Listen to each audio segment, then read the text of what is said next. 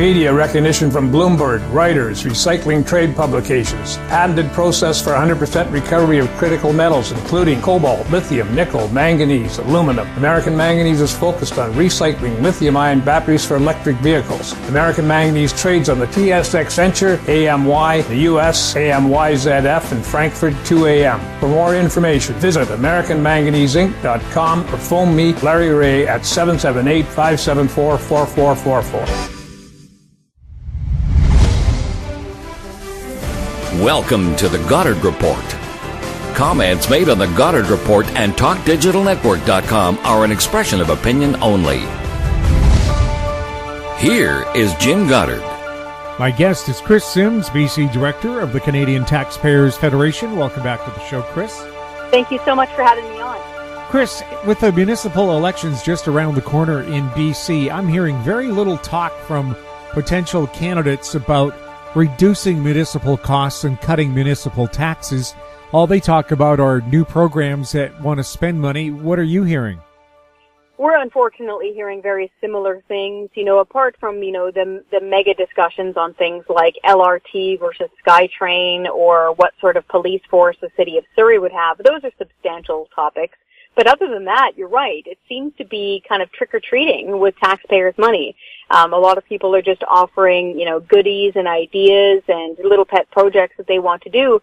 But we're hearing very little from candidates who want to focus on restraint, who want to focus on efficiencies, who want to focus on actually cutting taxes and saving money and not spending it. And so to anybody who's running as a candidate in these municipal elections, we really encourage them to go to our website and use the information there. We've got something like 15 years worth of information, studies, articles, stats, you name it, that they are welcome to use at any moment for their own campaigns because it's good data and it's ideas that they can actually build on. But unfortunately, so far, we're not hearing much from candidates who want to focus on getting down to essentials, on cutting taxes, on actually saving money. And we really encourage some of those candidates who value those elements to speak up. And they need to start calling local radio stations.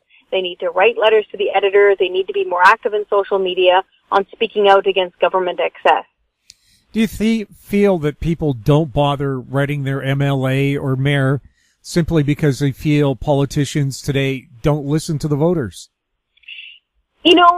I can understand why people feel that way and why they can start feeling cynical, because no matter what party gets in, it feels sometimes like they'll go back on their word or they'll change their mind. But it isn't actually true. If you get enough people, a critical mass of people, to write in, to call in politely but firmly and say, you're out to lunch, change this, it will happen. And the best example I have in very recent history is Metro Vancouver.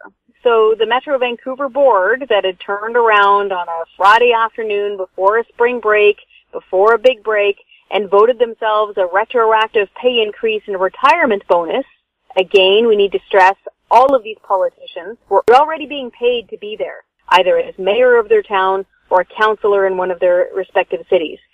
Sitting on Metro Vancouver's board is over and above. It's like a regional district board that deals with things like water and sewage, okay? They voted themselves a retirement bonus from that board and a leaving fee. On average, they would have been leaving with about $15,000 each. Why? Because these politicians had chosen to not seek re-election. So on their way out the door, they were trying to take $15,000 from taxpayers as a thank you very much. So we sounded the alarm over this, as did talk radios, as did shows like these, as did editorials and newspapers. Everybody pushed back, and people phoned their municipal officers, they phoned their mayors, they phoned their councillors, and you know what? They climbed down. They backpedaled faster than Ginger Rogers on this. Their next meeting they had, they completely reversed themselves, and we know that they got a lot of negative calls because they complained about it, Jim. If you can imagine, during this council meeting, they sat there and said, oh, we didn't like all the negative feedback we got. We got so many phone calls and emails from people who were mad at us. It was really upsetting.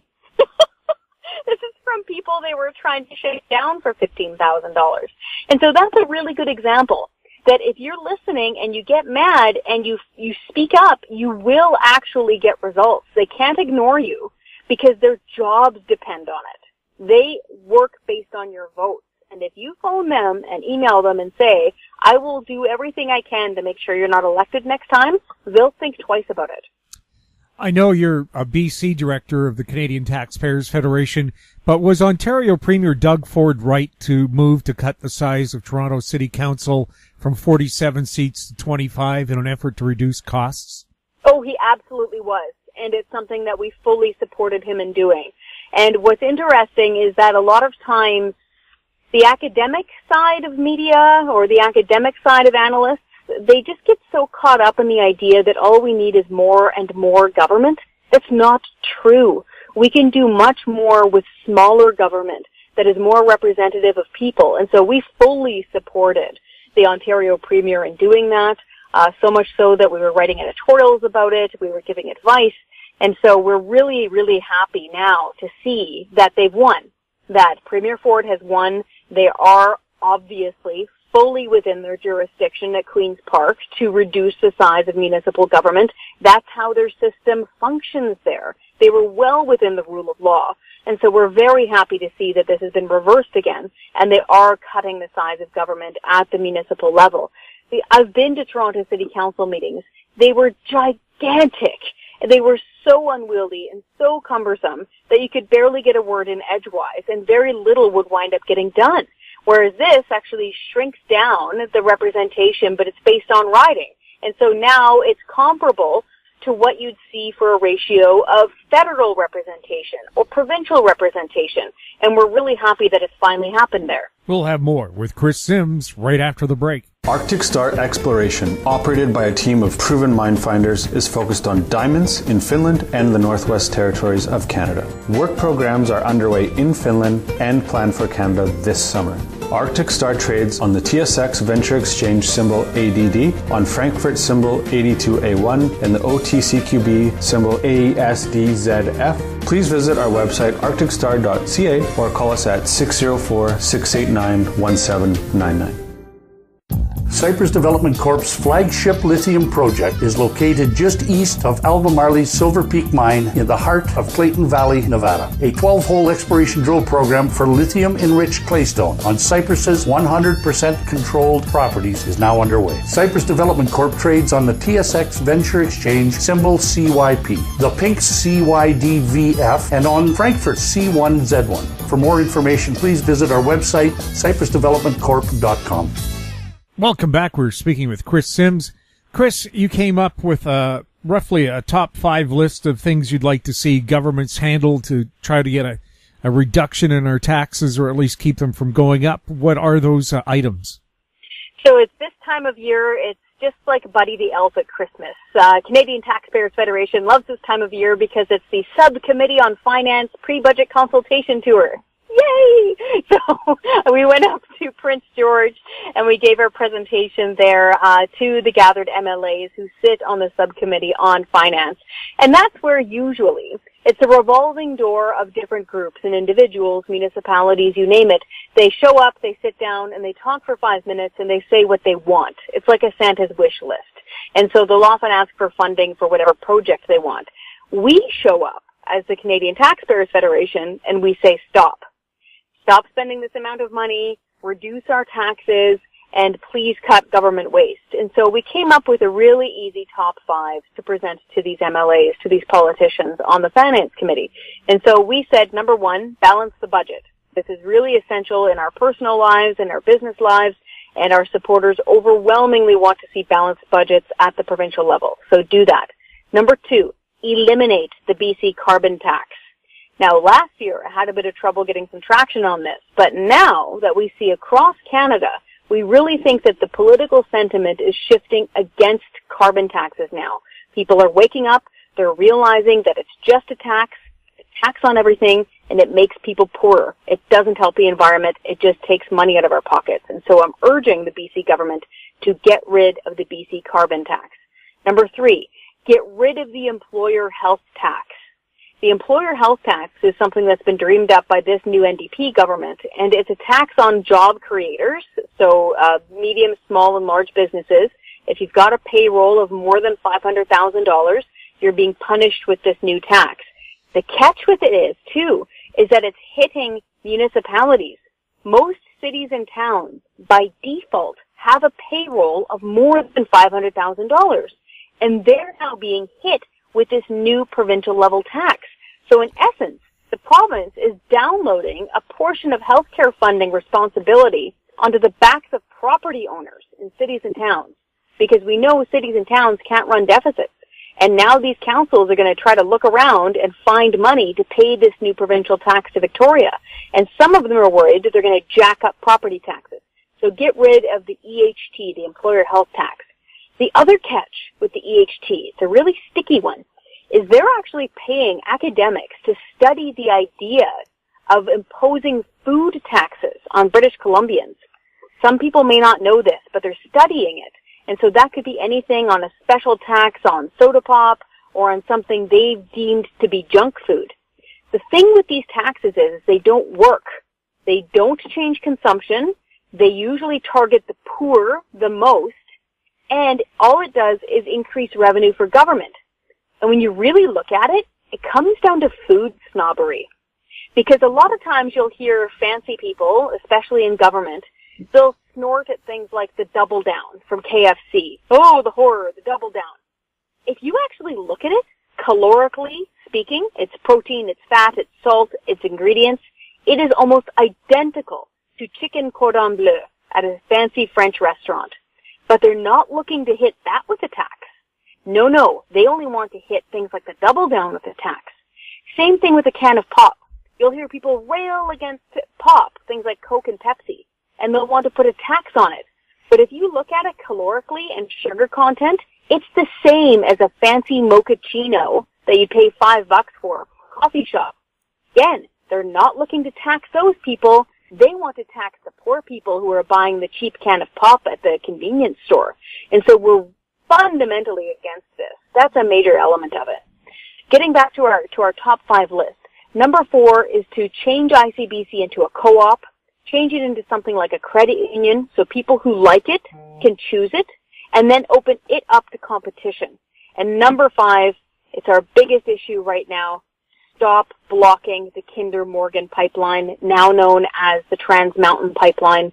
This is something that is so fundamental to our economy, the importance of oil and gas and the role of the resource sector. You just can't overstate it. And if they keep strangling it, they're going to strangle thousands of jobs, and then we won't have a healthy tax base. And so that is why we've been so clear about this in our support of the Trans Mountain Pipeline. And the extra catch there now, Jim, is that we own it. We own this darn thing, unfortunately, the one that exists right now in the ground, and the responsibility to twin it. So the faster we can get this job done safely, and the faster we can get it sold back into private hands and off of our coffers, off of our ledgers as taxpayers, the better. Do we know how many millions of dollars the BC government, the Burnaby government, the Vancouver government have spent to fight this pipeline so far? Not yet, but I have several Freedom of Information requests out on that. And you're right, we have municipal governments, especially in Burnaby, that are using taxpayers' money. And what's really bothersome is that you'll hear from the mayor of Burnaby, he actually said, I wasn't expecting to win. Like, really? But you decided to launch a court action anyway? But every nickel of that is coming from taxpayers. And so if they don't even think they're going to bother winning at court, why are they bothering to do it in the first place? So long story short, I think that we're going to be facing a big, big legal bill by the time we're done this mess. And we've got a ton of different requests out there to find out exactly how many tax dollars are being used to fight this in court.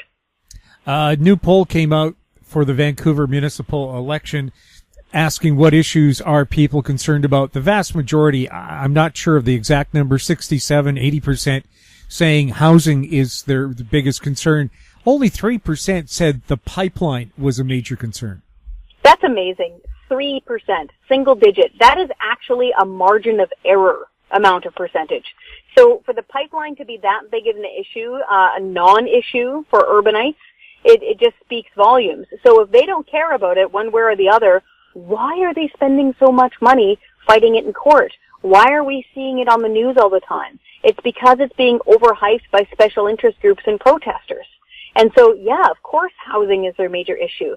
The idea of actually trying to find a reasonably priced place to live in Vancouver, it's become a joke. It's become a joke across Canada. In many cases, our housing costs more than Manhattan now in Vancouver. And we don't have nearly the infrastructure that New York City does. And we just heard today that Vancouver City Council is permitting private property owners owning a house, they're permitting them to finally build an income suite or build a granny suite for either their adults, children who want to live with them, students, seniors, you name it. The idea that up until now they weren't able to split their house through renovation, either upstairs, downstairs, or side to side, in order to have a rental income suite next to it, that's insanity. So yeah, no wonder we've got a massive housing crunch. And it makes you very frustrated because they'll come up with all these different pie-in-the-sky ideas of pouring millions of dollars into big towers of what they call affordable housing, trying to get people to actually build it with taxpayers' money, but they won't do something as simple as allowing a private property owner to provide rental housing. Just add government. We'll have more with Kris Sims right after this. I'm Greg Johnston, CEO of Carl Data Solutions, an industrial Internet of Things company that provides big data solutions for monitoring critical infrastructure. Carl Data offers machine learning and predictive analytics features through our cloud-based applications to deliver key asset-saving operational insights from massive amounts of data. Carl Data trades on the CSE symbol CRL and the pink symbol CDTAF. For more details on Carl Data, please visit carlsolutions.com. Don't miss out. Stay informed. Receive the HowStreet.com weekly recap with thought-provoking podcasts, radio, and articles delivered to your inbox. Sign up for the HowStreet.com weekly recap on our homepage at HowStreet.com. Welcome back. We're speaking with Kris Sims with the municipal elections coming up in BC. One of the ways people are getting around the new spending rules where corporations or unions can't contribute massive amounts of money, is they say an individual independent councillor can get a maximum, I think, of $1,200 per donation from each individual. However, we're hearing that an organized group of so-called independents in Surrey can get $1,200 for each candidate, and then they're going to band together as a party afterwards. Do you think the rules for how money is raised and kept for municipal elections needs to be tightened up? And by the way, the rules only count during the official election campaign. They don't count for the 3 years running up to an election year.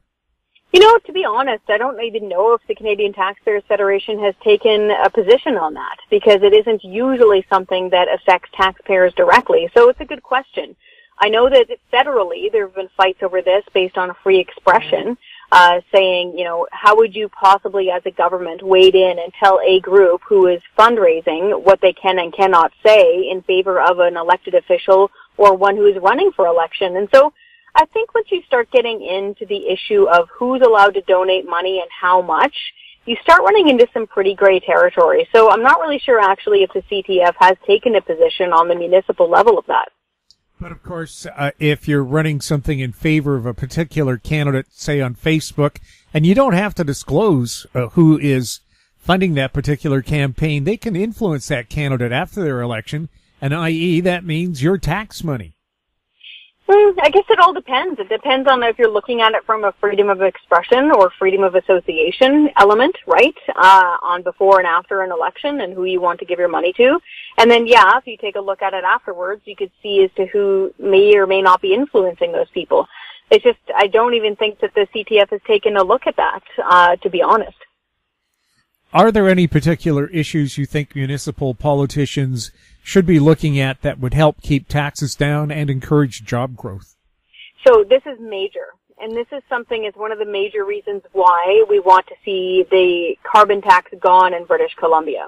And so, for example, using our gas tax honesty day, we called for the elimination of the carbon tax, the federal excise tax, and the GST tax on tax. Those are some things that municipal governments can then talk about, and they can put pressure up the food chain. They can put pressure as municipal governments on the provincial government to say the carbon tax is not only costing our property tax owners money, they're costing us money as municipalities. So, for example, one of those big rig fire trucks that you see all over the place, Langley, Surrey, you name it, municipalities need to pay for them. One of those fire trucks takes 70 liters of diesel every other day. Every cent of that is coming out of our pockets as taxpayers. If you got rid of all of those taxes that I just listed, you'd be saving 25 cents per liter. And so I'd really like to see some municipal politicians speaking up for taxpayers in that way, in real pocketbook issues, and saying we need to get rid of this. Also, like we said, the employer health tax is going to be really hitting cities and towns hard. And I don't think they realize how hard it's going to hit them until it does in January. So property taxpayers in Surrey, I know, are now being told right on their property tax bill, a special little line that's a new one for healthcare taxes. So these municipal politicians who are running for office need to really start focusing on these things.